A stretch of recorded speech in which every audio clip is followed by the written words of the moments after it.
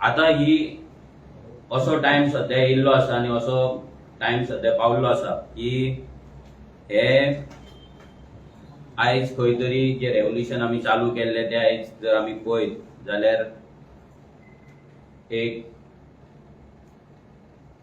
Political Wien ते फुडें वयता.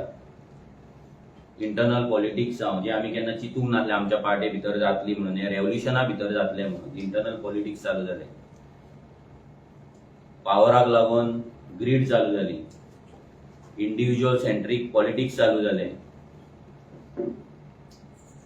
आणि या रेव्होल्युशनान एक फिल्टर लागपाक लागलो. मोस्ट हर्टिंग की हे रेव्होल्युशन जे आमी चालू केल्ले ते रेव्होल्युशन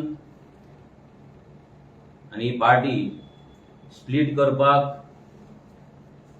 आमच्याच भुरग्यांनी, आमचे जे गांव रेव्होल्युशनरी म्हणटालो तेंच्यांनीच मिटींग घेतली आणि पार्टीच्या अगेन्स्ट कॉन्स्पिरेसी जाली. That was most hurting part. हेच्या पयलीं लोक आमकां कितें म्हणटाले, ऑपोजिशन आमकां कितें म्हणटाले, हे सगळे गजाली आमी फियरलेसली फेस करताले. हांवूय फेस करतालो, आमची पार्टी फेस करताली. पूण ज्या दिसा ही मिटींग जाली, ज्या दिसा